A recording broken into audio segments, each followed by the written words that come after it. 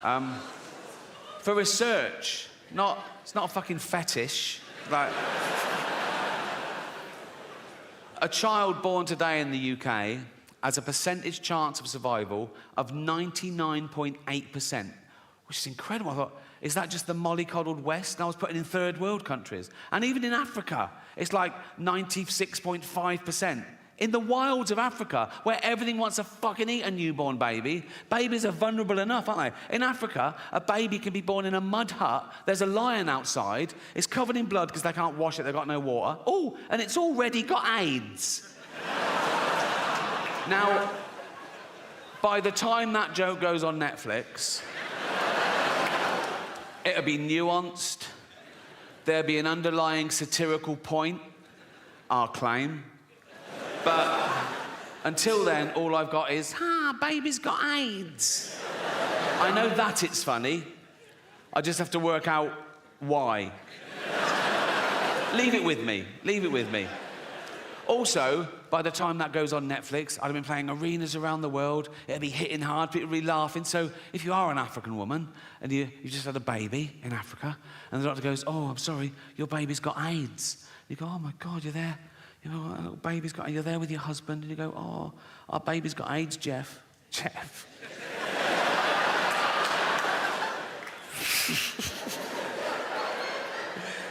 I know, Tracy, I'm gutted too, darling. Our baby's got AIDS. Oh, should we watch some comedy to cheer us up? Yeah. What, Netflix? Yeah. What, Ricky Gervais? Duh. Yeah. And they're sad that their baby's got AIDS, but they're sort of laughing along. Armageddon, And it gets to that bit, baby's got AIDS. And she goes, oh my God, Jeff, why are they all laughing at us and our baby with AIDS? And Jeff goes, well, they're not laughing at us per se. She goes, well, they are. They've named us and everything. They're literally laughing at us in this bit. And Jeff goes, yeah, but we're a fictional couple with a fictional baby with AIDS. Anyone offended by that is a fucking moron. And then he goes, and at least he didn't do the accent. So... And then she goes, yeah, but only because Jane begged him not to. It's funny because it's true. Look, me twerking on TikTok. Look. No, I did a lot through the pandemic, presumably because they couldn't even see their own family. And it's through Make-A-Wish Foundation. Do you know the charity Make-A-Wish Foundation? They're great, and they give these dying kids their, like, one wish. And if it's me, I always say yes. And I always start the video the same way. I go, why didn't you wish to get better? What, you fucking retarded as well? I don't do that either, okay? These are all jokes, all right? I don't even use that word in real life, the R word. You just used it, Rick. Yeah, in a joke. That's not real life, is it? I'm playing a role. You sounded pretty convincing. Yeah, because I'm good. You wouldn't level that accusation at other art forms. You wouldn't go up to Sir Anthony Hopkins and go, I saw you in Silence the Lambs. You a cannibal, are you? No, I was playing a role. Oh, seemed pretty convincing. Yeah. He's good. And I'm good, and that's why I do things well. Imagine if I came out here and did things not very well, so you knew I was joking. That'd be fucking retarded. Has anyone ever bothered asking the dolphins if they mind swimming with dying kids? You know what I mean? Because that's a truckload of pale teenagers flailing. And the dolphin's like, what the fuck is this? What the fuck's this? Oh, fucking hell. Let them do it. Oh, fuck, they're all dying. Of what? That one just stuck his fingers in my fucking blowhole. He's not going to be around for long, nor am I if I can't fucking breathe.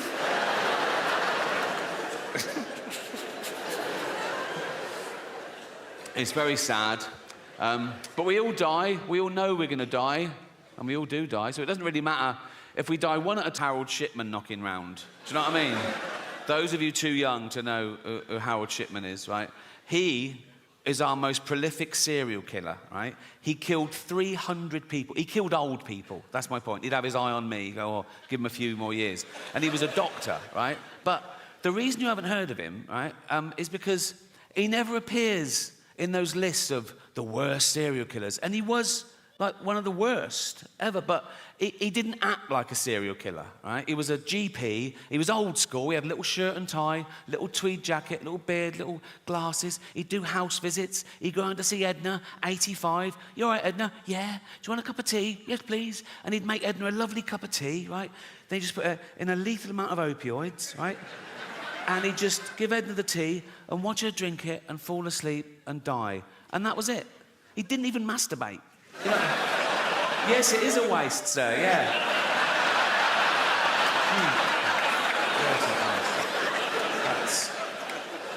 And they reckon he got the idea when he was a little lad, Harold Shipman, little Harold Shipman. He watched his mum dying of lung cancer, being given morphine, and something triggered him. He thought, I'll grow up, become a doctor, and I'll do this. I don't know whether it means that he liked the way the morphine got his mum out of pain. So these were like mercy killings, like, you know, reliving the kindness. Or the opposite, he was jealous of old people who lived longer than his mum should have, so he was punishing them. I don't know, doesn't matter. Actually, it does matter, because if you can really understand, you know, I always think that when there's a school shooting in America, right, it's usually some emo, right, who goes into a kindergarten, kills about 30 toddlers, turns the gun on himself, right? And all the eyewitnesses, they always say the same thing. They go, oh, he was a loner, he sat at the back, he was shy, he was bullied. Let's round those cunts up now. Do you know what I mean? It's like, go into a school, see who the bully's smashing up, right? Go, I'll take it from here, mate, thank you, right? And drag that little dweeb off to Borstal or jail or so. Go to the bully, go and find another one. You know what I mean? He's doing a great job, but we need more. But they're beating up future child killers.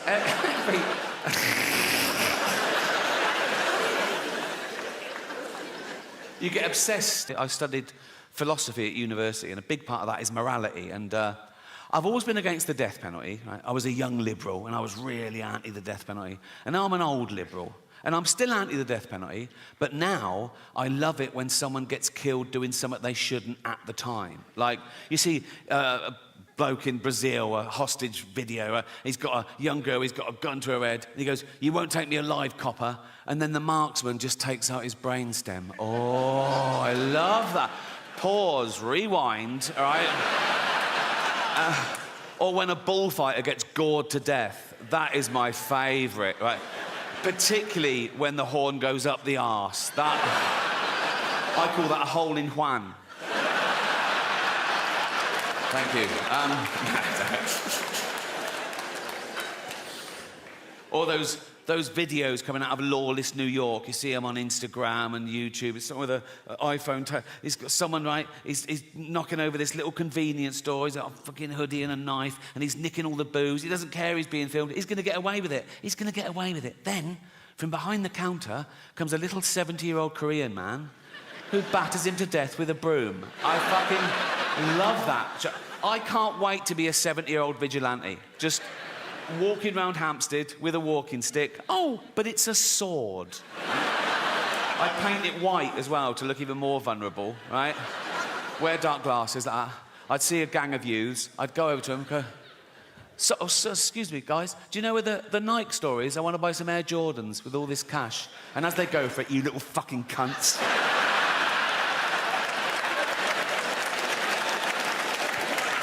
It's not in self-defense, it's not in the heat of the moment, it's cold justice, you know?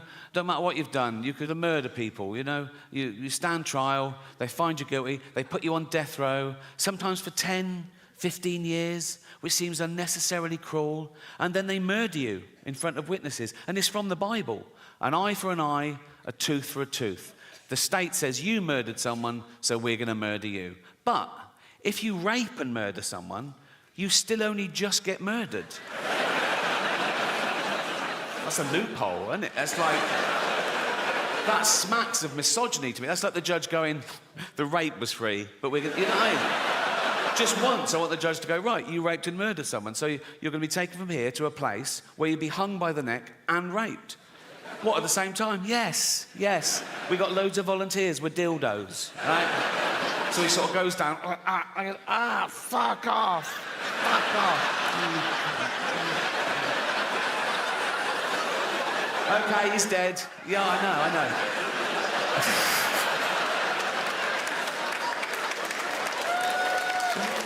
Oh. I looked up one film on here, Schindler's List.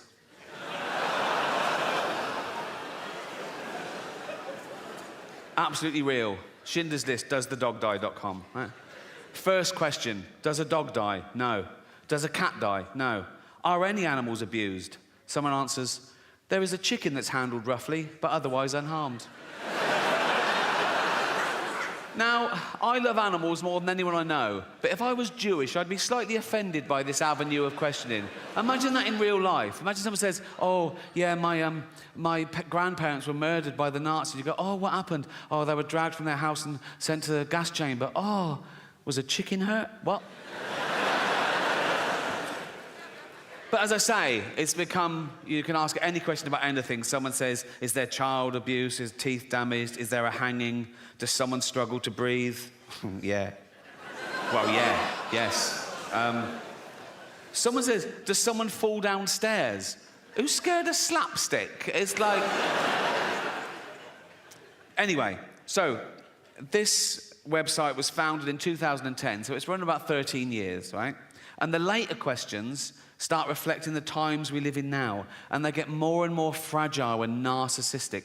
These questions were asked this year. Check it out, Schindler's List, right? Someone says, are there any fat jokes? Would that make this worse? Well, imagine the real thing. Imagine I'm in a concentration camp, right? I'm naked, everyone around me is naked. We've got a commandant herding us towards a gas chamber, and he goes, move it, fatty, right? And I go, rude.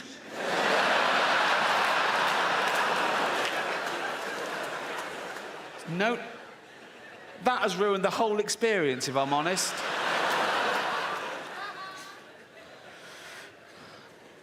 Someone asks, is there hate speech?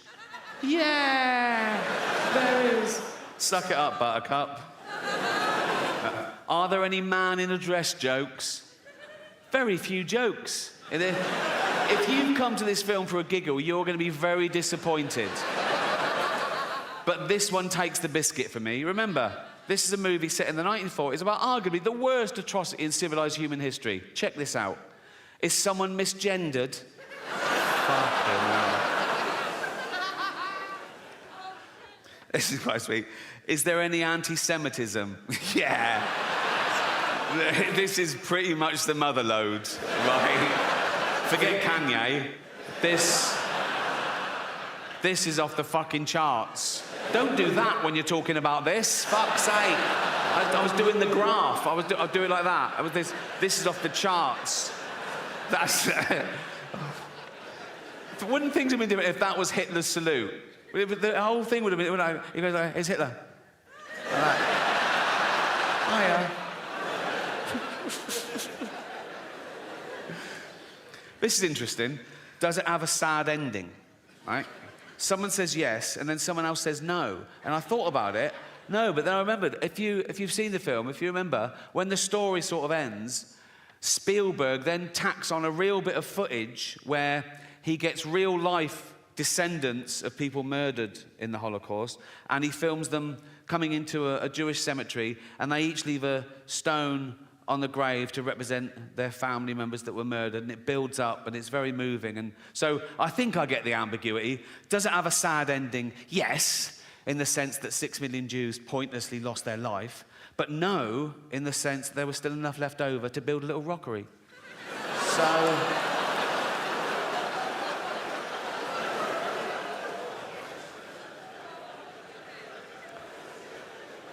I asked one question myself on this. Is James Corden in it?